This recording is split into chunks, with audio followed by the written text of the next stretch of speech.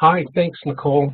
It's a delight to be here, and it's a little different than talking to a group where I see them face to face, but I really hope that you will get something out of this presentation today.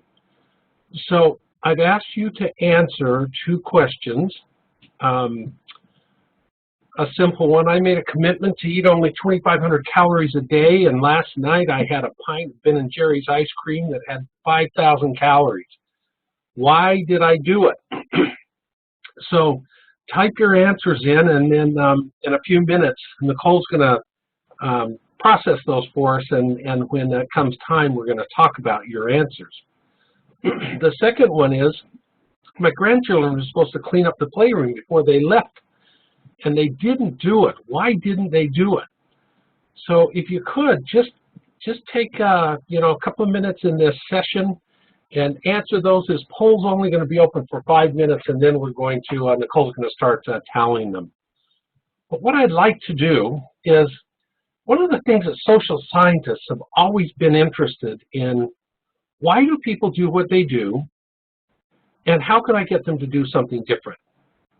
And in our organization, we've been trying to help people make positive, sustainable change. And oftentimes that comes under very difficult circumstances. And I'll talk about some of those. A little bit about us, that we have offices in Pennsylvania, Maryland, and Utah, headquartered in Maryland, just outside of Annapolis. And the programs that we focus on, we do a lot of training, speaking, consulting, and coaching. And the programs that we focus on are primarily from three groups of vendors.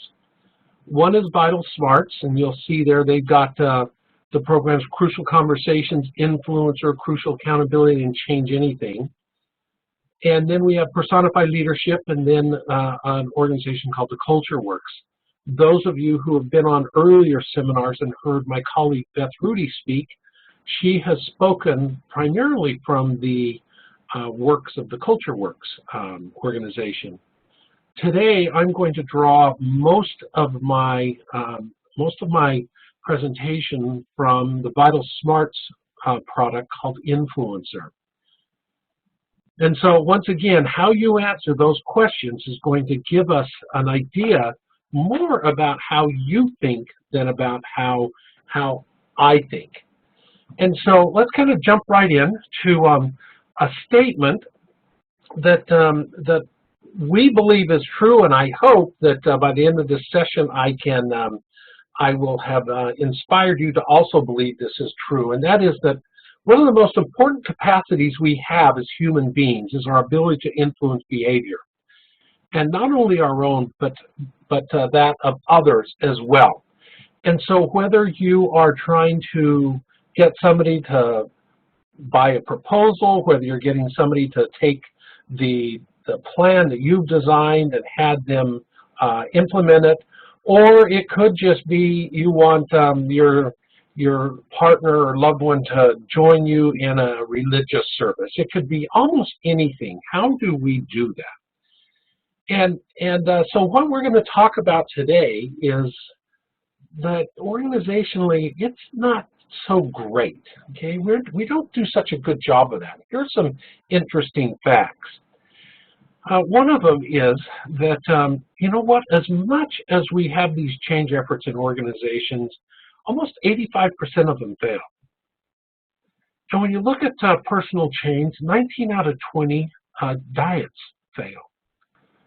Social problems, this is an interesting one called recidivism. That's the criminal who gets out of prison or jail. How quickly do they end up back in jail? And 2 of 3 criminals are rearrested within 3 years.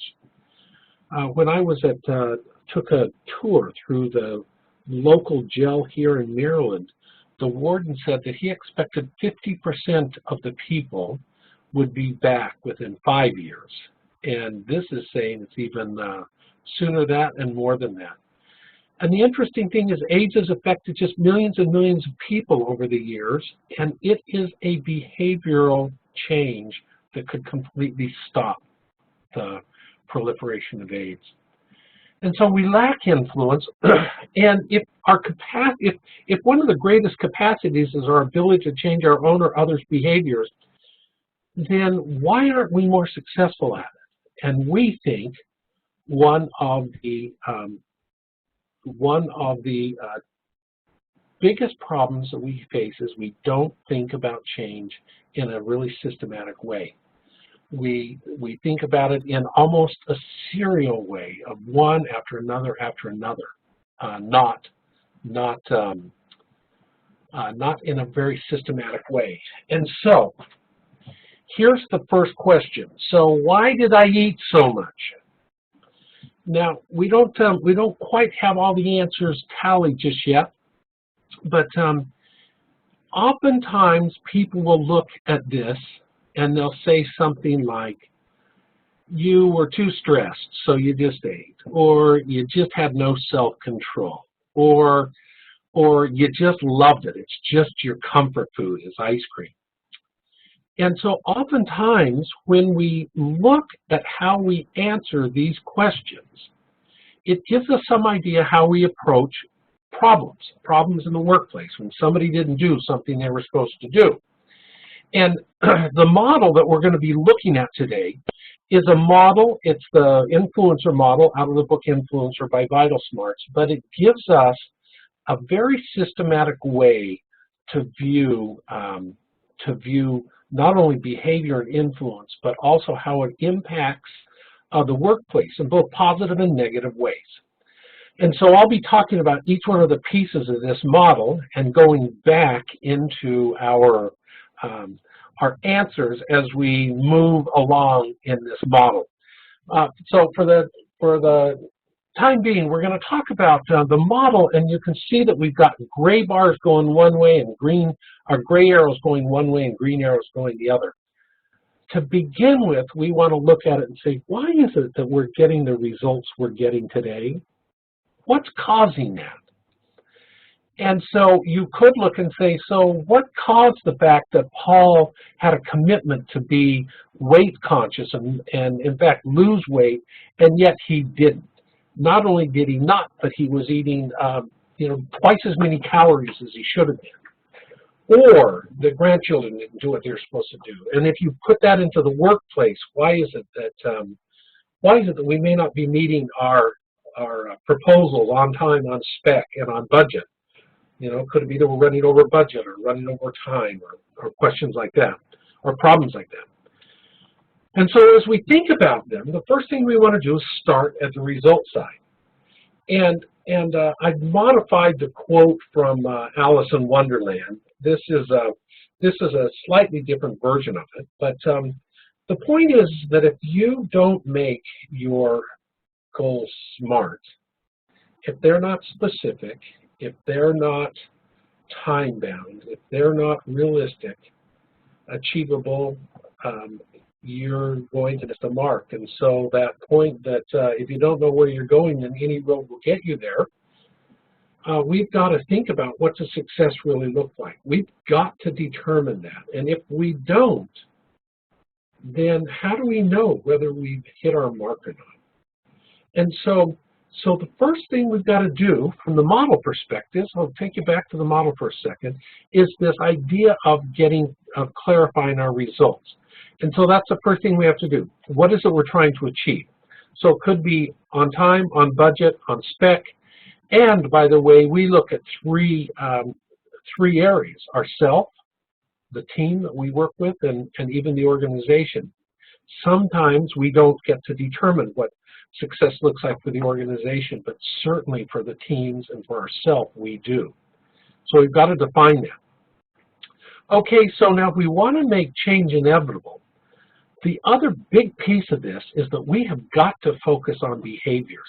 And so much so that we actually have a line here that says the best way to improve results is to focus on the behaviors that produce results, not on the results themselves.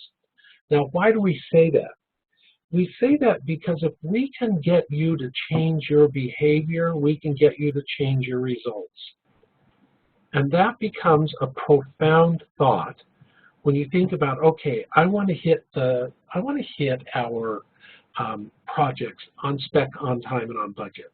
Why don't we? Why don't we? We kind of focus on that rather than saying, so what's going on in our behaviors that's driving that? And one of them could be that we have leaders who say they don't accept our budget numbers, or they don't accept our timeline. And so what they do is they change it, they modify it. I used to work for an organization that when we were doing our budget, we used to call them the arbitrary executive overlay. And it was something that we put in that basically said, we were told we had to do this, even though there's not one person on the team that believes we can make that.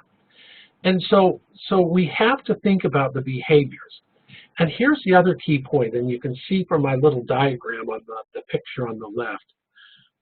Oftentimes, one behavior will pull other behaviors. And I'd like to share an example. We were working with an organization on what we call an influencer intervention. So it's effectively doing this. And so we went to this organization and we defined some results that they wanted. But then we looked at some of the behaviors. And we interviewed about 250 people in the organization. And we got a list of 28 behaviors. And then the senior leadership team got together and said, okay, we're going to pick 4 of those behaviors. And we're going to work on those 4 behaviors. And those 4 behaviors were kind of an interesting behavior, because this organization, while it was very successful, had a lot of room to grow. And so the 4 behaviors that they looked at, 2 were around communications and 2 were around accountability. And they chose that the poor performer was not being held accountable. And from that day forward, they wanted to have a way of holding the poor performer accountable.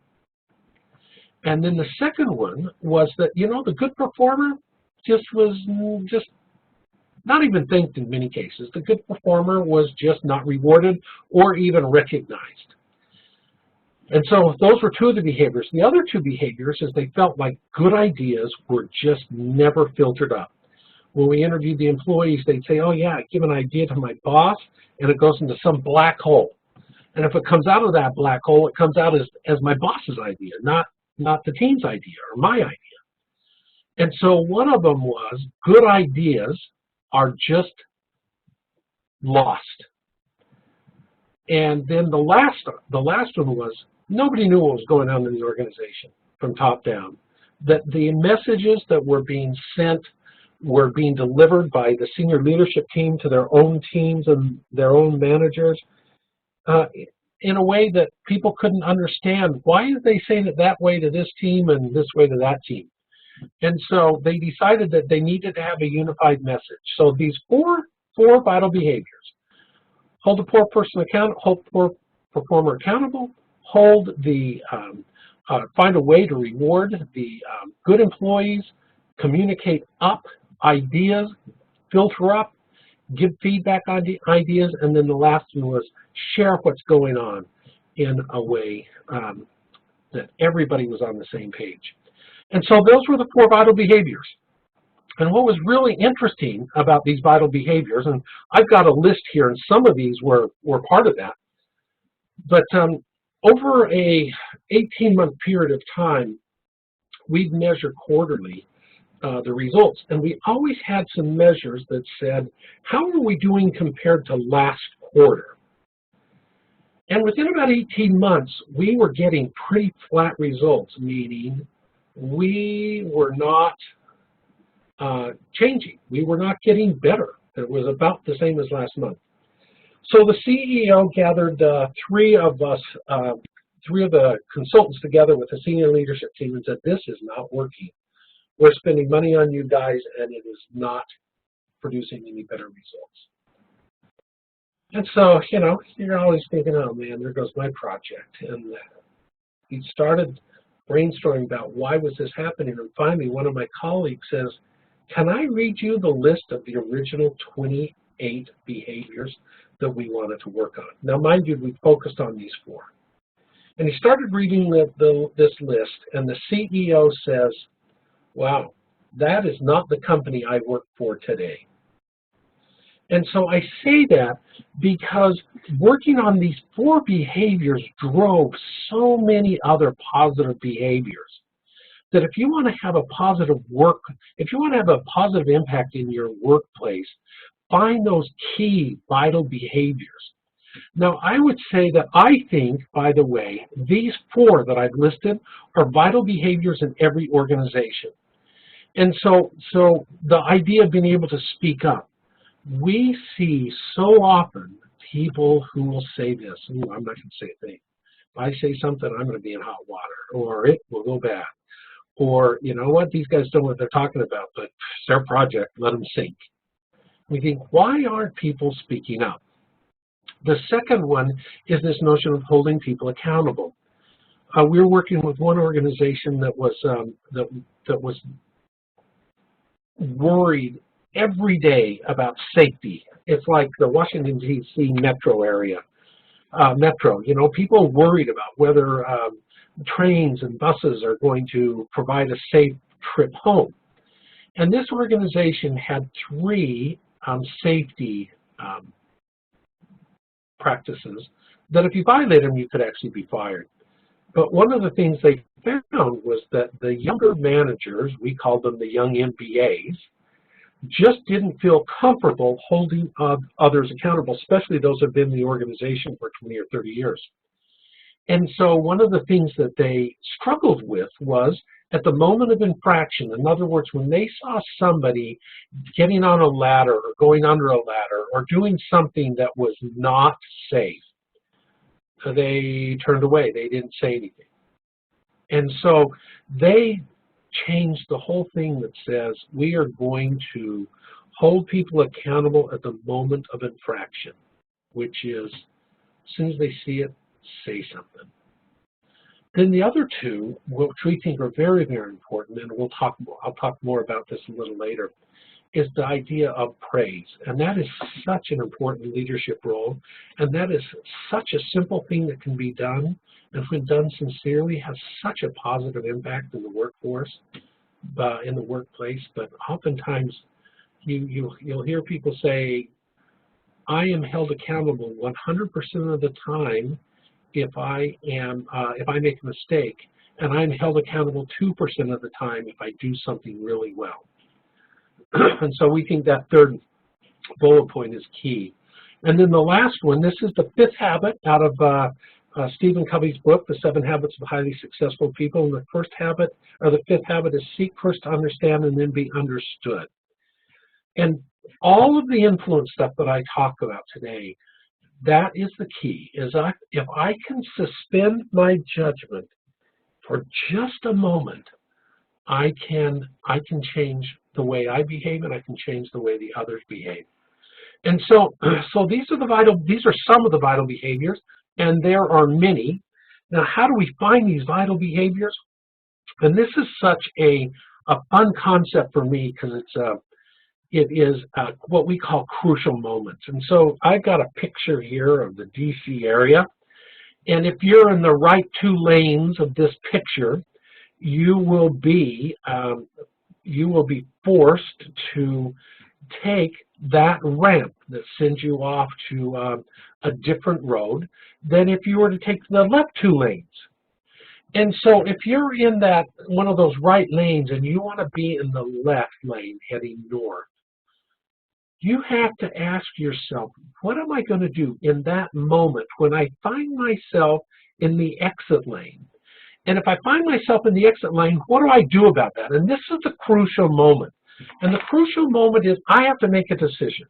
And the decision I make in that moment can take me on an off-ramp to someplace I don't want to go or someplace I don't want to do. Or if I stay focused and continue on the path that I really want, I can change behavior, I can change results. And so these crucial moments may be circumstances. They may be times, people, places, and emotions. And I'll give you some examples that we have seen. Once again, this is all driving to how can I have a greater positive impact in the workplace. And one of them is to understand when we have these crucial moments.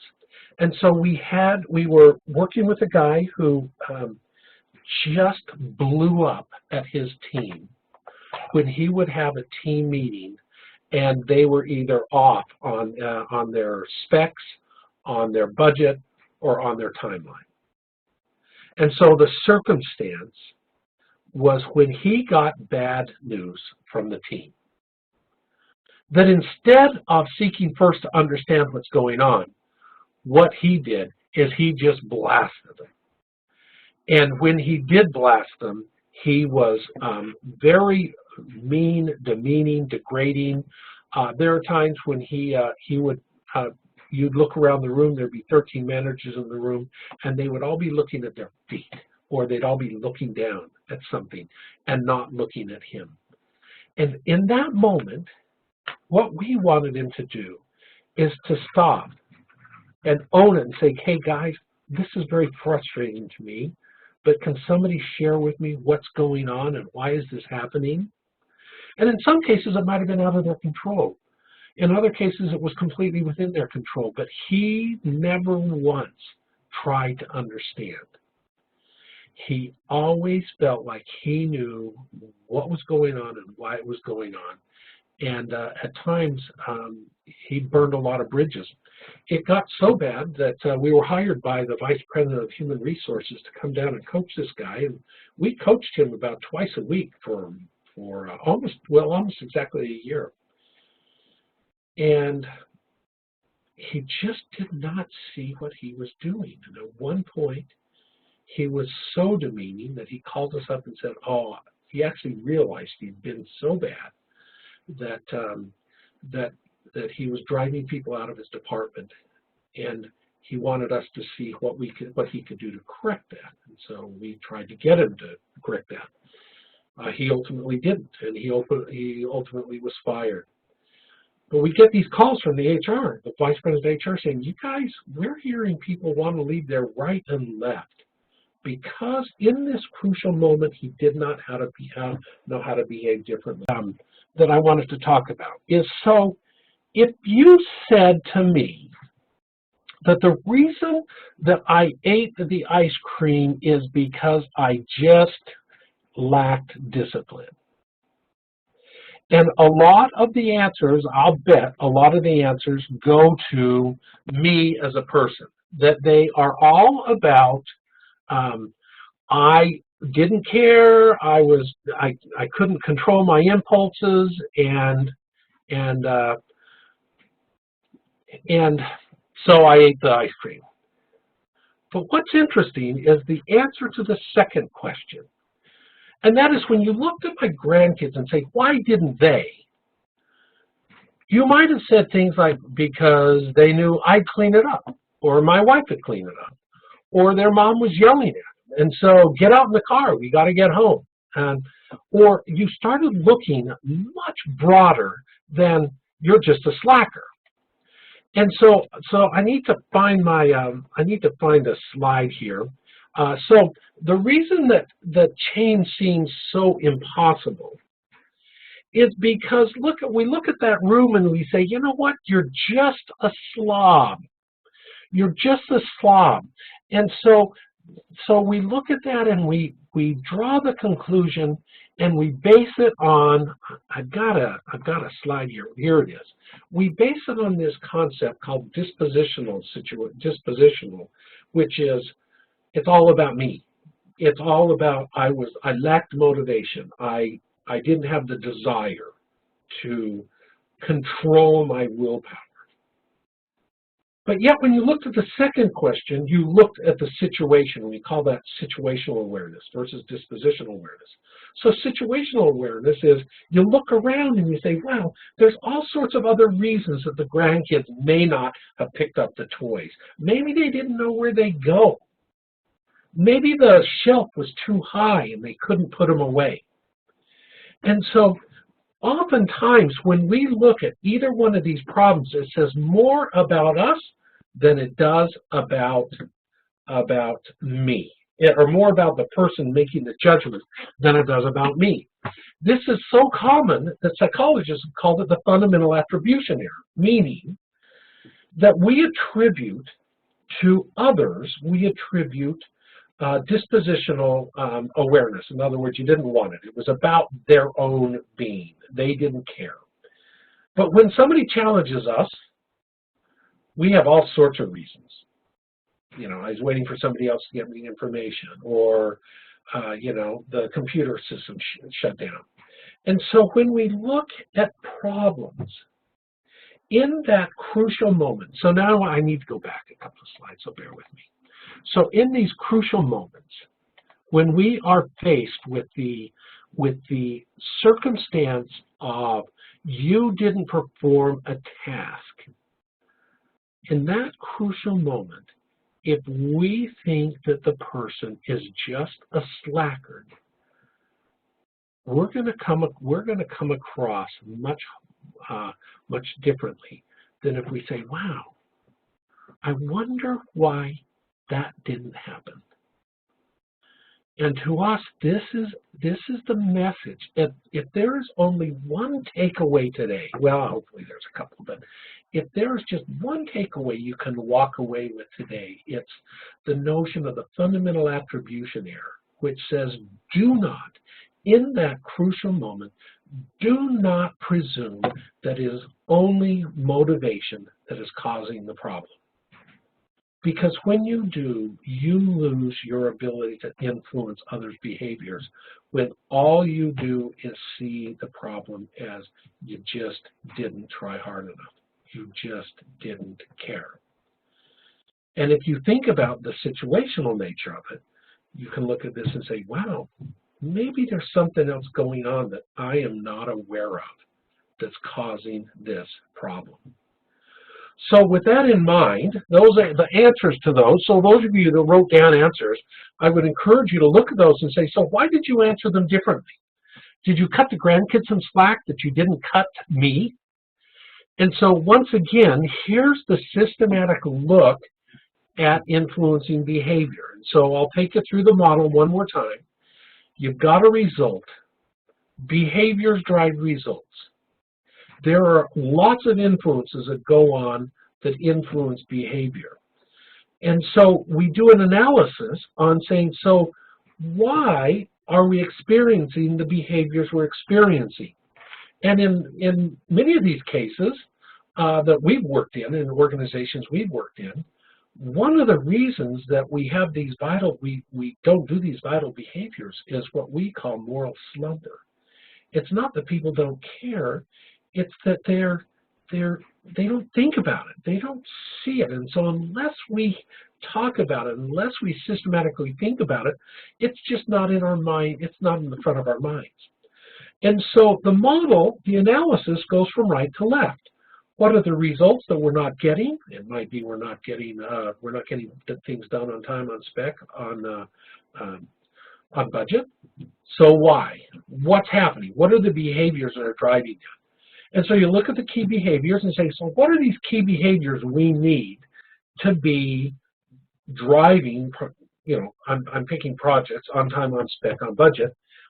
And then the second piece of this is, so what influences are in place and what influences do we need to put in place to change the behavior? And so the analysis goes one way and the execute goes the other way.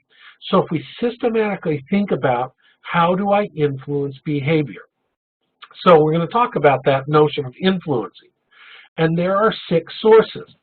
And so if you answered the question, Paul ate 5,000 calories because he just had no willpower, I would submit to you that you're losing 50% of your influence.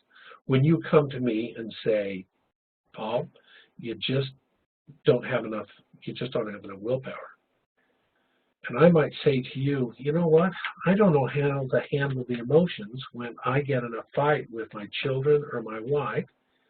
I don't know how to handle that.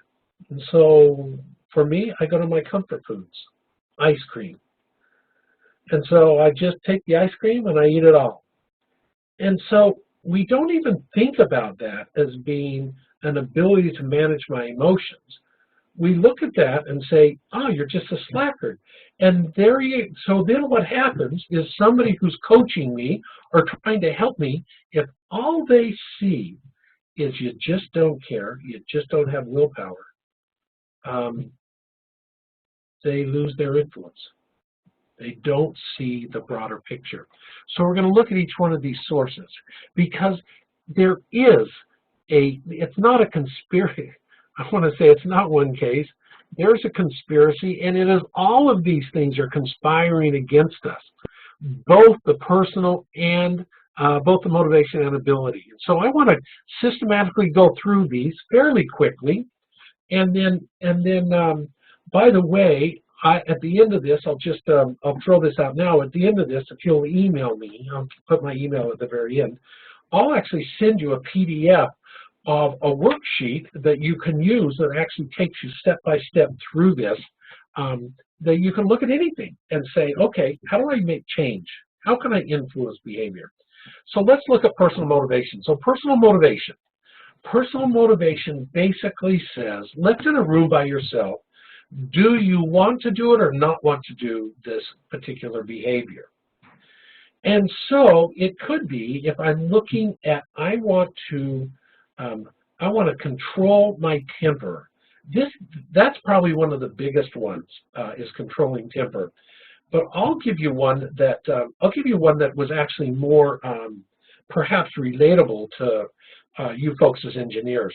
I was coaching a group of IT managers, and I was asked by their bosses to coach them on how they answered questions in presentations they did. And so the boss might say, so why did you choose A instead of B?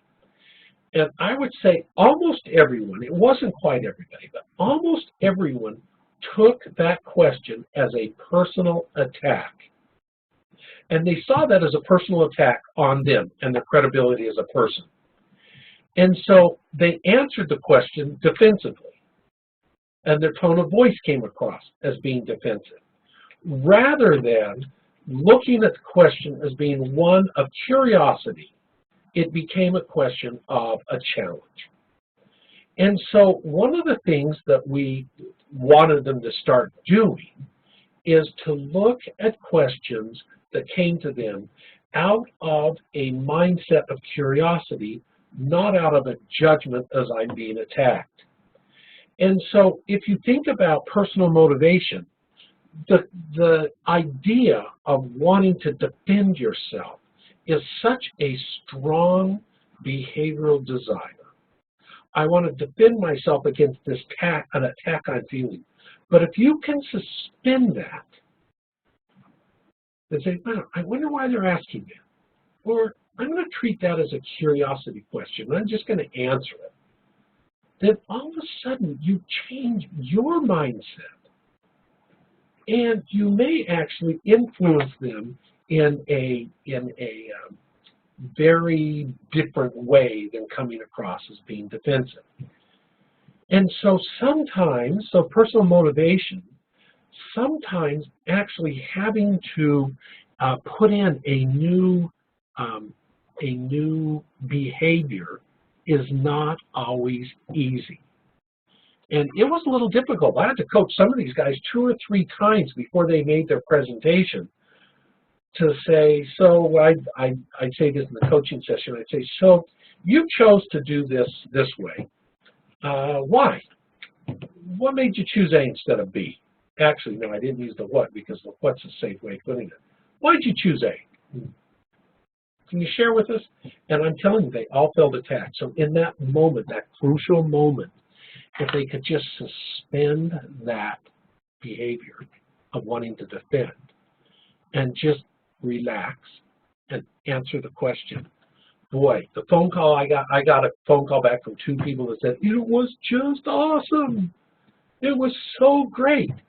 And it was just because they changed their mindset. And so the problem in personal motivation is some of the behaviors require us to do something maybe painful, to resist the ice cream, to exercise, to resist offending ourselves. And, or could be, I need to call out somebody who is 20 years my senior for doing something, for violating a safety procedure. I'm uncomfortable doing that. So personal motivation is a big one, but it's only one of 6. The next one is personal ability. Do we know how to do what's being asked of us?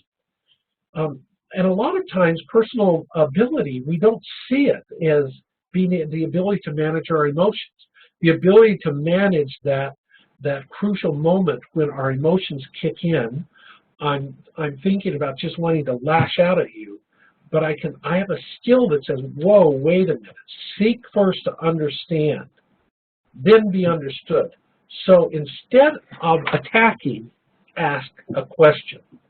And if you really want to change your mindset, ask a question to which you do not know the answer, and you'll have a lot greater influence in the workplace. And so if you want more influence, overinvest in the skills needed for the vital behavior. What does that look like? That's where we've done a lot with the classes, Crucial Conversations and Crucial Accountability, is what skills do I need to talk about the dicey issues? So that's sources 1 and 2. Those are the personal level, personal motivation, personal ability. Now if we look at social level, this is the social influences in our lives. And don't kid yourself about peer pressure. There is peer pressure in adults as much as there is in children. And so this is the influence of other people, and it could be through modeling, praising, helping, and enabling. And so the motivating side of that is praising, helping, modeling good behaviors. It's so frustrating when we see our managers and leaders do something that we think is different than what they're saying for us to do. So in other words, their words don't match their actions. And so there's the social piece of this. And here's an interesting study. So this is Lasota and I don't even know this last person's name, Heppy, I guess, or Heppy. But they did a study on positive and negative speech acts. So speech act, supporting terms, which is you can do it, that was great, thank you, or you're pathetic and whatever. And they studied 60 different teams, and they studied them on finances and all sorts of other measures. And they looked at the number of positive speech acts to negative speech acts. And so here you go. It's almost 6 to 1 with high-performing teams. Moderate performing teams, it's about 2 to 1, and low-performing teams, it's 3 to 1. The negative, the opposite way. So for every positive comment that's made, there are 3 negative comments. Now, where are you in this? I was just reading an article about their study, and they have actually gone to, they can tell in, 15 minutes or so, they can give a pretty good predictive power of whether a marriage is going to last. And they looked at speech acts, and they looked at it and thought so they were pretty good about predicting that if you had a high positive to what they call a high ratio of positives and negatives, your marriage will flourish. If you have a low ratio, your marriage will end. And so if you think about that in your teams, the question to be asking yourself is, so where are you? Think about those that you care about the most. What do? Are you on the positive speech act side or the negative speech act side? And I would encourage you to think about, you want to have a positive influence in people's lives? Think about what can you do? And I am not saying be insincere, and I am not saying say hollow words.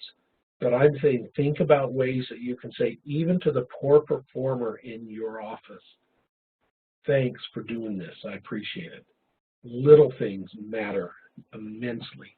And so to the poor performer, you may not have a lot of room, but I would encourage you to think about. So when it's the poor performer, do all they get is negative speech acts?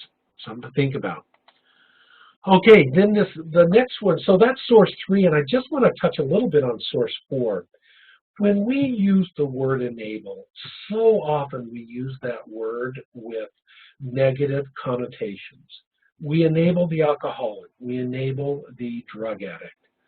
And what I would like to do is remove the negative connotations from that and talk about the pure sense of enabling. Because when you think about what it means to enable, you're thinking about you can draw conclusions and you help. You create an environment where people can have access to. And so if you change it from addictions to, so how do I help my employee overcome challenges in the department or challenges in the organization or whatever it might be, how can I enable others to be successful? It changes your mindset. If you look at this, instead of saying, hey, you guys just didn't try hard enough to get those numbers, and look at it and say, wow, what can I do to help clear that hurdle? We change not only our own mindset, but we actually create a positive influence that can just ripple through the organization because we start looking and saying, what can I do to help others be successful? So then we have structural motivation, and structural motivation is what are the incentives. Oftentimes this can be labeled as the carrots and the sticks.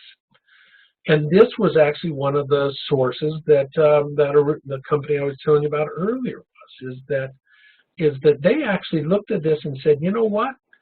We have a source 5 problem in that we are not holding the poor performer accountable. There are no costs for a poor performer.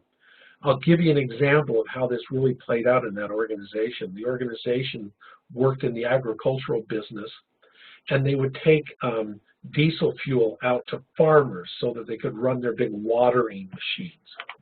And we asked, so we're talking to one of the truck drivers who says, yeah, I can't get my brakes replaced on my gas truck because my boss was going to get a huge bonus if he stayed under budget, and these brakes on this vehicle will cost a lot of money.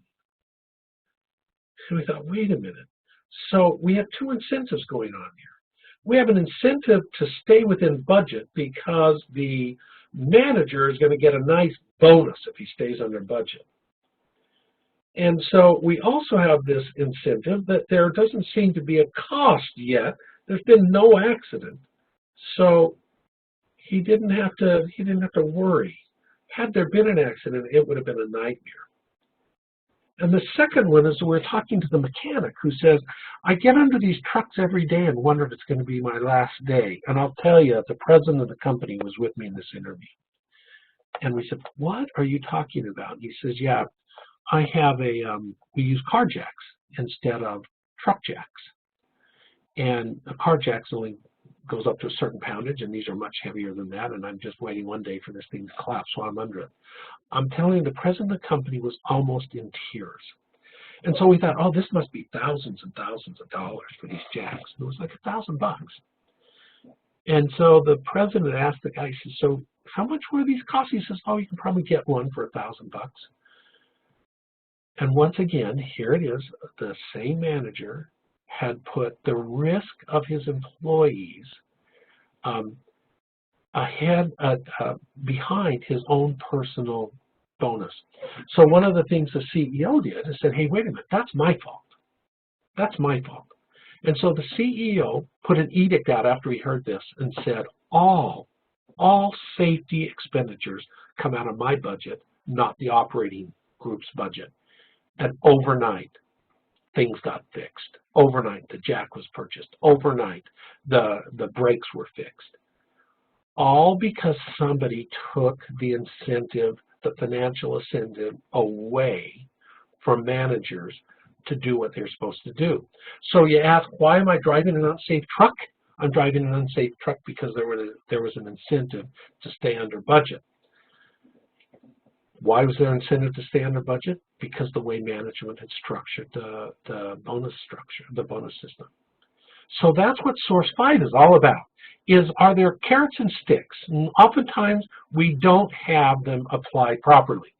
One other note is for those of you who are parents and you think about, okay, what am I going to do when my child doesn't turn in their homework or doesn't do what they're supposed to do? I would bet 90% of us, me included, went to source 5. What punishment? Take away their electronics, take away their TV privileges, take away something. And we don't think about the 5 other influences that are in play in that setting. And so we go to a single source to try to resolve our problem, rather than looking systematically and saying, what behavior do I want and how can I influence that behavior? Okay, so here's the last example of these, and I see we got about 10 minutes left, and I do want to create some room for you to ask some questions if you would like. So here's an example that goes to the last source, and that is Emory Air Freight introduced the use of containers in shipping. And one of the things they found is 45% of the containers were being filled as they were being shipped. So if you were the manager, what would you do to get your employees to fill the containers? And how you answer this, once again, gives you some insight into your thinking versus an influencer's thinking. If you go and say, I punish them, if you go and say, I tell them that they got to be more careful or things like that, that may have some influence. But here's one of the things that happened that just I think can blow your mind. Okay, so our goal might be to motivate them, but here's what they did. They put a line on a box at the top of it that said, fill to here. That's all they did. They put in a sign, a simple visual that says fill to here, and within a day, these crates were filled 95%. They were 95% of them were filled completely. Why? Because somebody looked at this and said, hey, there's another way of looking at our problem, and that's this structural, we call it structural ability. Do I have the right cues, the right data, the right tools? It could be I tend to think of source 6 as, do I have the policies, procedures, and resources in place that help support the vital behaviors or encourage some other kind of vital behavior? And so knowing this allows us to then look at, so how do I influence change for good? And so this last slide, and like I said, if you will email me, I'll give you a paper that has all of these things in it, so it will help you. But this last slide goes to the influence strategies for each one of these sources. Is how do I make the undesirable desirable? Answer that question and you can help change behavior. How do you surpass your limits? How do I get somebody to learn something new so that they can surpass their limits? Sources 3 and 4 are the human elements. And 5 and 6 are, we call them structural or organizational elements. And so with that, my time is up. Here's the model. You want more influence? Think systematically about influence. Think systematically about this notion of vital behaviors. And so with that, I want to thank you. If you'll send me an email, Paul@FindInsight, I will gladly send you this worksheet. I've got some other papers if you want some white papers and want to do more about that. But we've got just about 10 minutes left, and I want to open it up. I do have one question that has been raised, but I would invite you for others.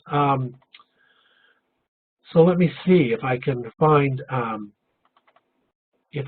so the one question that was raised is, what's the difference between persuasion and influence? And that's a really good one, because when we think about persuasion, I want my child to turn their homework in, or I want somebody to do something, and I want to persuade them. Oftentimes, we look at persuasion in a very limited short time frame. I want to persuade you to buy the car. I want to persuade you to do this. And so oftentimes persuasion is a choice. and persuasion is short-term. When we look at influence, we look at things that are persistent and resistant and profound. And we think, wow, how do I actually influence a behavior change? And so one is long-term, and it takes, influence behavior change can take a long time, where persuasion is almost in the moment. I want to persuade you to buy. I want to persuade you to my idea, and not so much around influence. Influence can take months. In the one organization we worked with in Memphis, it was 18 months. So I will now, if there are other questions that people have, I'm happy to answer them. Just out of curiosity, anybody else got some questions?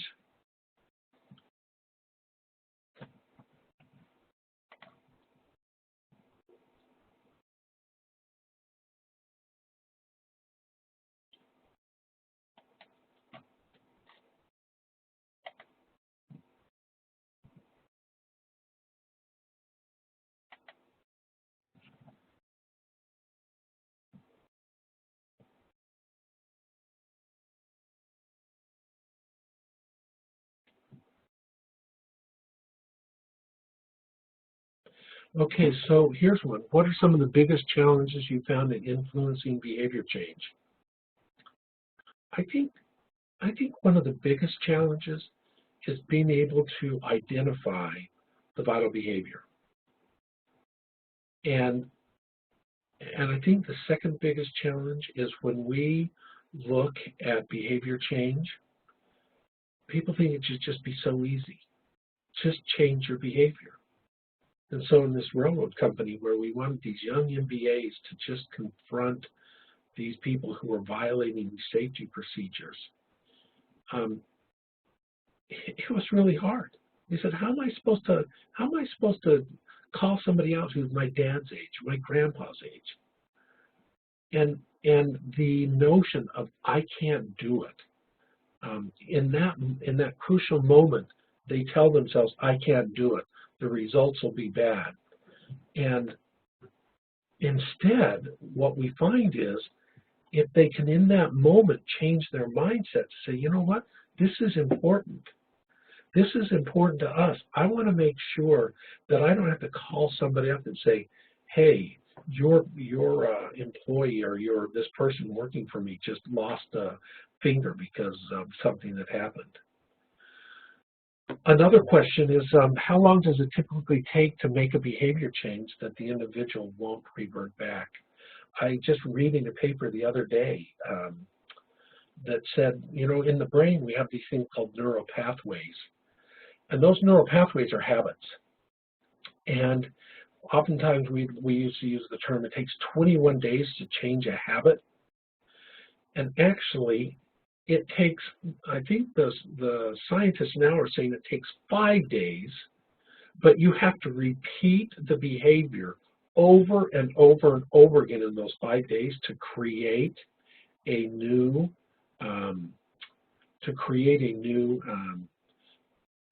pathway. But the old pathway doesn't go away. It doesn't go away. So the sad fact is that old pathway is always there. What we've got to do is create new pathways that are stronger and more powerful. Oftentimes, to do that, you need to tie those to some value, something greater, so that we continue to do it. I've got a question here that says, what if you're dealing with a micromanager who demonstrates coyly condescending behaviors and statements when he doesn't like your idea? Subtly, he shuts down those ideas, yet appears humble. Oh man, that's a tough one. I worked with a guy in a hospital who was the condescending behaviors, and he would say things like, I have 13 resumes on my desk. If you can't do the job, I'm sure one of them can. So that's probably not coyly condescending. That was just blatant, bullying. I think one of the things that that you may try to do is to get clarification. And so if he doesn't like your idea and does it coyly, so this is where, well, don't you think it would be better if we did this rather than this? And you know all along that that's just his idea or her idea. And so basically they're shutting you down. That's where you ask for either clarification or confirmation that you heard correctly. And so oftentimes we want to clarify and say, so am I hearing you that you're saying you don't like this and you think I should do this? And so really what you end up doing is calling them out on that. But you're doing it in, I want to say, a subtle way. It's not subtle, but it's a very tactful way, saying, and what I'm hearing is that you don't like this idea and you do like this idea. Now, if that happens regularly, then one of the things we do, and I would encourage you to look at the book called Crucial Conversations. In there they talk about the pattern conversation. And the pattern conversation says, I'd like to talk to you about a pattern I noticed. You ask me for my input, and when I give it, I hear that it's not what you wanted, and that what you really want, and then what you do is present the idea that you originally had. Then you check in. Is that how you see it? And you don't have to say, you know, you're a condescending, micromanaging jerk, because that's what they are. But you can find ways to tactfully say, is what I'm hearing this because I thought you asked me to do this and come up with an idea, and when I do, I see them not accepted, and I see them, I see that your idea became the one that's presented. Now, here's the key point about this, is that oftentimes the skill on how do we talk about that, we look and say, hey, just speak up. And say, you know what, I don't even know how to do that. I don't know how to talk to somebody who's micromanaging me and who is condescending. I want to shut down. I want to use the old Western notion. I want to circle the wagons and protect myself. And I don't know how to do that. And that's where we look at it and say, you know what? Ask yourself, what's the behavior you want in you? And say, how can I learn to maintain my own views, maintain my own integrity, maintain my own strength in who I am when I'm facing somebody who I think is really just condescending? And it doesn't mean you have to just stand nose to nose with them and go at it, but it does mean that you can go in and think differently. I would also encourage you, if you're inclined to look at, I think it's Amy Cuddy, C-U-D-D-Y, who talks about power positions and power and the differences between men and women, and she has a powerful TED Talk on how can we present ourselves more in a power of position rather than in a position of retreat. And I'd encourage you that there's another place you can go for some help. By the way, email me any questions you have. Outside of tomorrow, I'm tied up most of tomorrow, but I will respond to every question about any of these things that came up today. I'd be happy to do that.